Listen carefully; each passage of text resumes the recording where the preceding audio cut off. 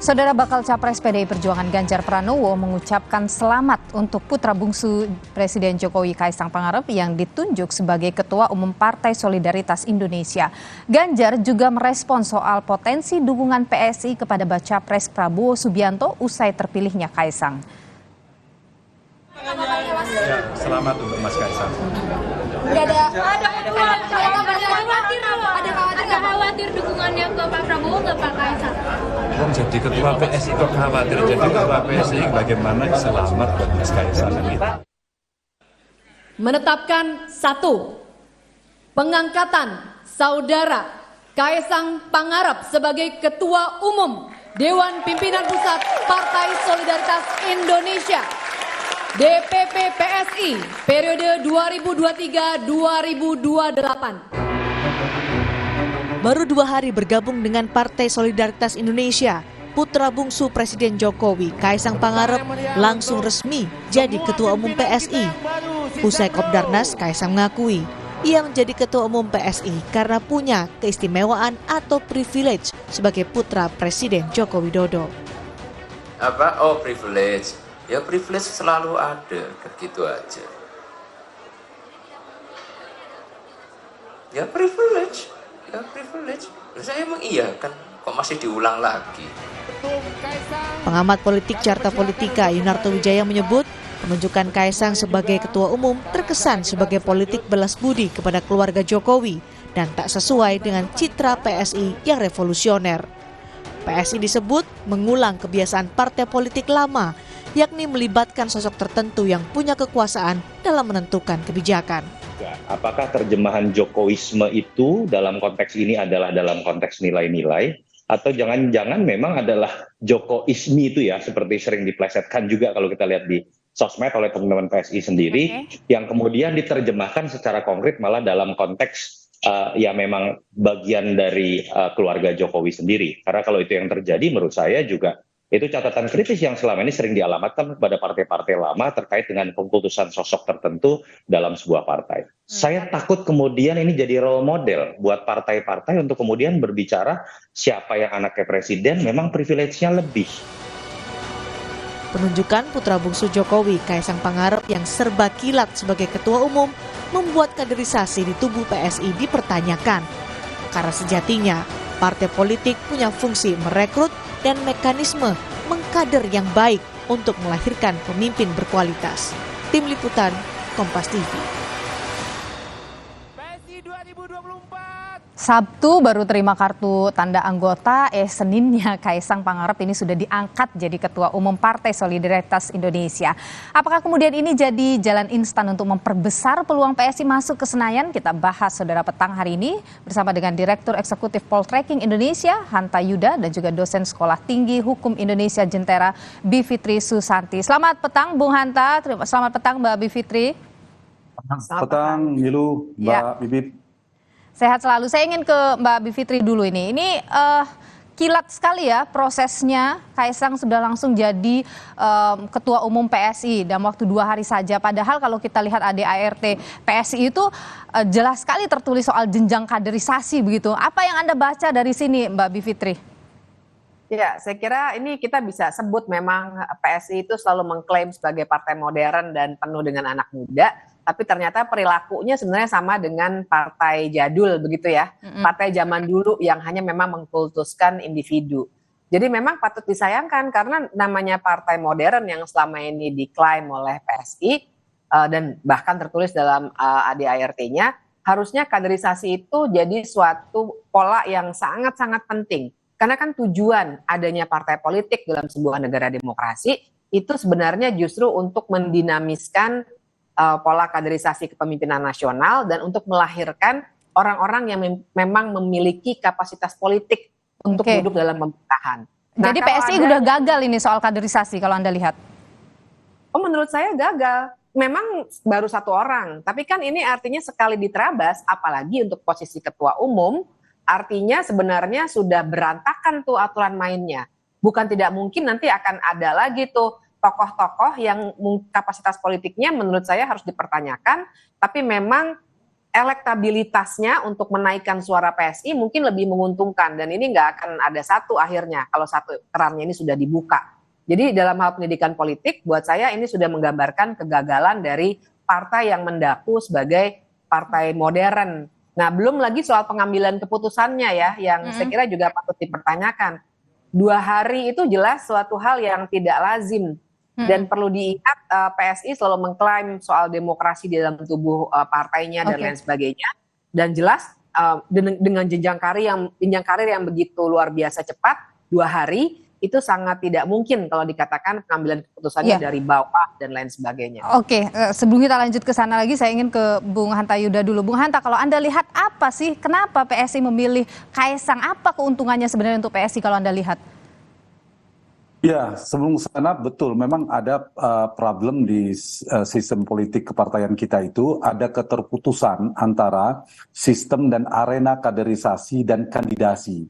Mestinya kan itu tersambung, seleksi dan kandidasi itu muaranya adalah kaderisasi, tapi kerap kali di partai-partai kita, hampir semua partai dalam proses rekrutmen politik, kandidasi, capres, caleg terutama kepala daerah dan seterusnya, itu hampir tidak mengikuti jalur jenjang kaderisasi, termasuk ketum dalam konteks ini ketua umum.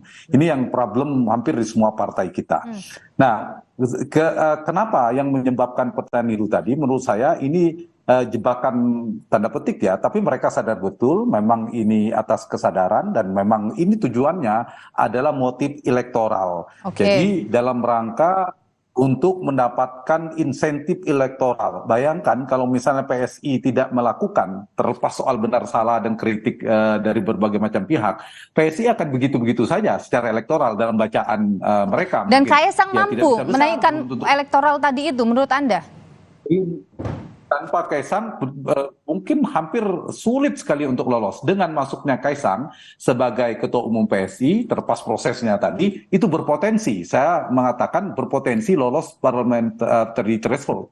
Jadi ini yang membuat PSI menurut saya mengambil langkah instan ini ada dalam rangka itu. Paling tidak ada potensi ini loh. Bahwa mereka kan dipertemukan dengan isu faktor muda. Tapi menurut saya bukan itu. Faktor yang paling merekatnya selain faktor muda, sama-sama satu muda, satu mengusung partai anak muda, adalah isu atau faktor Jokowi. Baca Kaisang itu kan tidak bisa sekedar Kaisang adalah Kaisang. Kaisang adalah putra Pak Jokowi. Berarti ada Jokowi di sana. Di saat yang sama PSI juga kerap mengatakan tegak lurus dengan Pak Jokowi, mengusung narasi pemikiran Jokowisme,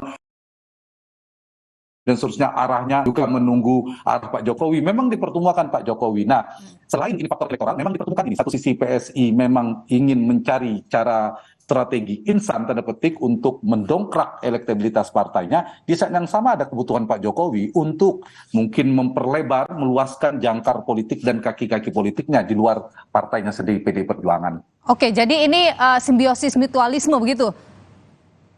Ya, saya kira ya, dalam konteks ini PSI lah yang paling diuntungkan, mendapat suplemen politik, vitamin elektoral dengan masuknya ke Mas Kaisang putra Pak Jokowi. Pak Jokowi punya potensi, meskipun belum otomatis, punya potensi kalau PSI-nya membesar, punya keuntungan politik seperti saya katakan tadi, jangkar politik dan kaki politiknya semakin meluas, potensinya yang paling dirugikan tentu kalau tidak diantisipasi ada PDI Perjuangan. Karena sedikit banyak berpengaruh pada PDIP. Apalagi misalnya kemudian PSI tidak mendukung Ganjar. Nah itu juga menjadi kerugian politik yang cukup lumayan signifikan bagi PDI Perjuangan. Oke. Mbak Bivitri, ini kan PSI kaderisasinya tidak berjalan ya karena 2 hari langsung jadi ketua umum. Tapi dalam waktu singkat begitu atau berapa lama sebenarnya butuh kemudian waktu untuk transfer, utamanya adalah soal nilai dan ideologi satu partai gitu pada seorang kader? Pasti tidak ada ukuran yang matematis ya, misalnya berapa bulan, berapa hari. Tapi kan kita lihat saja, kapasitas seseorang itu kan kalau dalam konteks politik cuma 2. Pertama, kapasitas kemampuan politik dia, artinya dia ada rekam jejak organisasi, berpolitik ya, secara melakukan manuver untuk tujuan kebijakan tertentu dan seterusnya. Tapi yang kedua adalah popularitas, jadi kapasitas elektabilitas begitu. Nah sebenarnya kan kalau kita mau jujur, Kaisang nggak punya yang pertama, dia hanya sangat-sangat populer, bukan hanya sebagai, tentu saja yang utama adalah karena dia anaknya seorang presiden, tapi juga dia sangat aktif di media sosial. itu jelas akan sangat mengangkat nama PSI. Tapi dia nggak punya kapasitas politik. Dia selama ini rekam jejaknya adalah pedagang. Ya, tidak ada masalah dengan itu. Tapi dalam sebuah proses kaderisasi politik kan harusnya dipupuk dulu yang nomor satunya itu, kapasitas politiknya itu. Dan 2 hari itu jelas tidak mungkin karena yang namanya kapasitas politik itu tidak bisa seperti dikasih bootcamp begitu ya, cepat sekali dikasih kursus yang 2 hari kemudian langsung naik. Atau jangan-jangan sebelumnya prosesnya udah berjalan mungkin berbulan-bulan untuk melakukan transfer tadi nilai ideologi. Saya kira tidak semudah itu karena kalau kita berbicara partai kan tidak hanya ideologi terus kita kasih tahu ideologi PSI adalah, kan bukan seperti itu. Tapi kan juga pengalamannya, programnya sebenarnya apa sih capaian yang diinginkan, visi misinya partai itu kan jelas sesuatu hal yang juga tidak bisa dilakukan secara cepat dan juga kalau dikatakan mungkin selama ini diam-diam, saya kira kita juga bisa melihat dengan jelas ya apa kegiatan apa yang dilakukan dan kalau memang itu dilakukan di balik layar, saya kira kalau tujuannya, logikanya ya, kalau tujuan PSI adalah juga menaikkan popularitas PSI, pasti itu sedikit banyak akan dipublikasikan oleh PSI. Ada proses ini, training, lain sebagainya. Kan tidak ada sama sekali. Tiba-tiba bahkan kartu anggotanya diantar ke rumah secara simbolis. Itu yang saya baca ya dari media massa.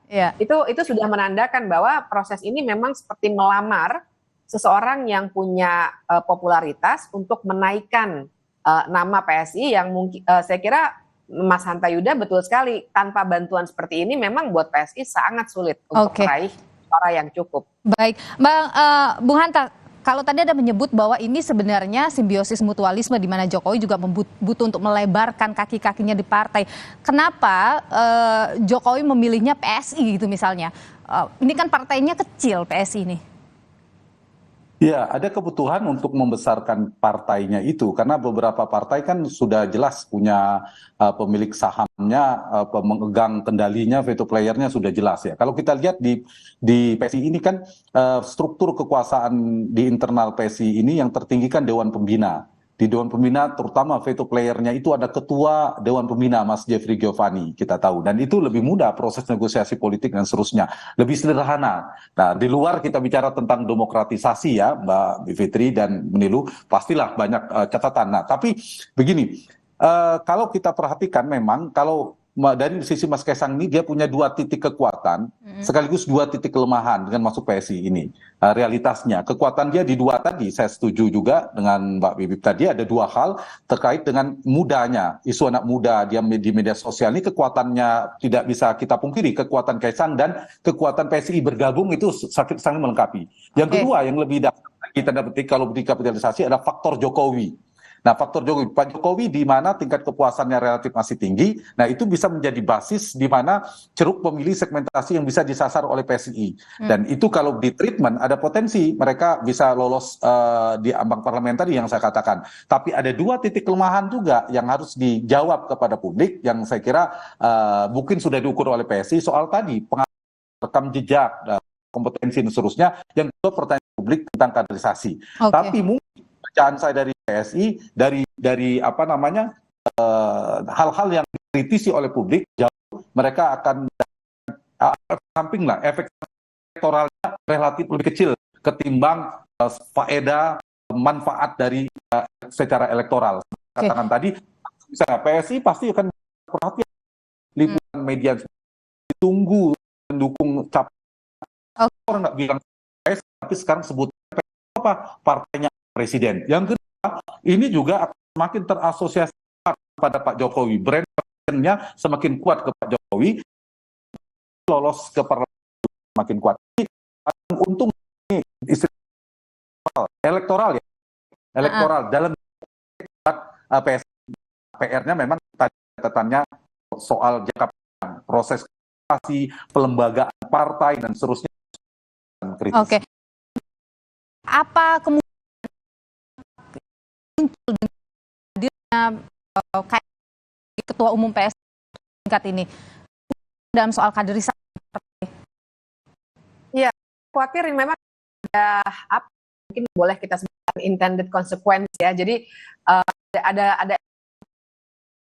pengaruh kepada saya sangat ya kan dulu sempat pada partai membatasi masa kekuasaan partai, tapi ternyata itu runtuh. Tapi yang kedua juga buat dunia perpolitikan kita, gitu. Karena makin bahwa model transparan, banyak program-program yang menyentuh anak muda. Ini kan semua jadi runtuh juga gagasan ini karena ternyata lagi-lagi kita akan ternina-bobokan yang namanya proses yang instan seperti ini. Ini luar biasa instan nih. Teman saya berseloroh katanya sekarang semua yang instan kita ganti aja jadi Kaesang gitu. Karena betul-betul luar biasa prosesnya dan ini dampak kelanjutannya adalah dalam konteks kaderisasi politik kita, dalam membuat partai politik. Nanti kan kita punya cita-cita, oh nih partai politik nih harus dipecah nih pola-polanya. Terus kemudian pengambilan keputusannya, bagaimana anak muda bisa punya kapasitas. Nah ini semuanya akan terpengaruh. Karena orang jadi bisa melihat bahwa ya udah kita nggak perlu punya kapasitas politik, asal kita bisa menggantungkan dengan nama besar, kita bisa menjadi seperti Kaesang. Oke, jadi dampaknya lebih banyak negatifnya kalau menurut Anda melihat proses negatif. ini. Oke, Betul. baik. Bung Hanta, menarik juga Muhaimin Iskandar ini sempat menyinggung ya soal keterpilihan Kaesang ini, yang menyebut bahwa di belakang Kaesang itu kan Jokowi, jadi kita perlu waspada begitu. Memangnya bisa begitu cepat dan begitu mudah pengaruh itu langsung bisa muncul? Ya, saya ya. Iya, Bung Hanta. Niru. Jadi memang sangat cepat ya kalau kita perhatikan Mbak Puan aja ingin jadi ketua umum PD Perjuangan sampai hari ini belum jadi gitu. Kemudian Mas AHY adalah paling tidak prosesnya. Mbak Yeni bahkan gagal menjadi ketua umum PKB, partai yang dirugikan oleh Gus Dur, ayah beliau. Nah ini Mas Kaesang ketika bapaknya, ayahnya sedang menjadi presiden, itu yang paling istimewa dan cepat sekali langsung menjadi ketua umum PSI, meskipun PSI-nya tidak besar ya, masih kecil. Nah, tapi ada potensi membesar. Cuma sekarang ini tidak lagi, saya ingin jawab pertanyaan itu, tidak bisa lagi melihat PSI sekedar PSI. PSI itu sekarang adalah ketua umumnya Kaesang. Kaesang adalah putaran Pak Jokowi. Ya bahasa rakyat biasanya akan mengatakan, sebagian besar mengatakan partainya anak Pak Jokowi. Berarti punya pengaruh elektoral. Nah, pertanyaan saya, apakah Pak Jokowi membiarkan PSI tidak lolos ambang batas parlemen? Apakah Pak Jokowi tidak mensupport, kalau memberi restu ya itu normatif ya. Dan jangan lupa, ketika Pilpres berlangsung, ketika Pileg berlangsung, Panglima tertinggi, Presiden yang menjabat, yang menguasai seluruh jejaring kekuasaan, fitur-fitur kekuasaan adalah Pak Jokowi. Itu satu. Yang kedua, yang membuat efek Jokowi ini kuatnya adalah approval rating. Tingkat kepuasan pada Pak Jokowi berkisar 70% sampai 80% itu juga menjadi titik kekuatan. Ditambah jaringan politik, kepartaian dan sebagainya. Nah inilah yang mungkin Pak Muhaimin Iskandar mengatakan waspada itu, melihat Pak Jokowi juga bukan sekedar aktor politik. Pak Jokowi memiliki seperangkat jejaring kekuatan politik yang kuat dan ya punya potensi buat PSI. Itu yang membuat PSI bisa nanti mungkin saja ya potensinya besar untuk lolos di Senayan, begitu ya Bung Hanta Yuda ya. Oke, baik Bung Hanta Yuda, terima kasih sudah atas pandangan Anda dan terima kasih juga Mbak Bivitri pandangan Anda di Kompas Petang. Sehat selalu. Terima kasih. Saudara, kami masih akan kembali dengan sejumlah informasi penting lain di Kompas Petang, diantaranya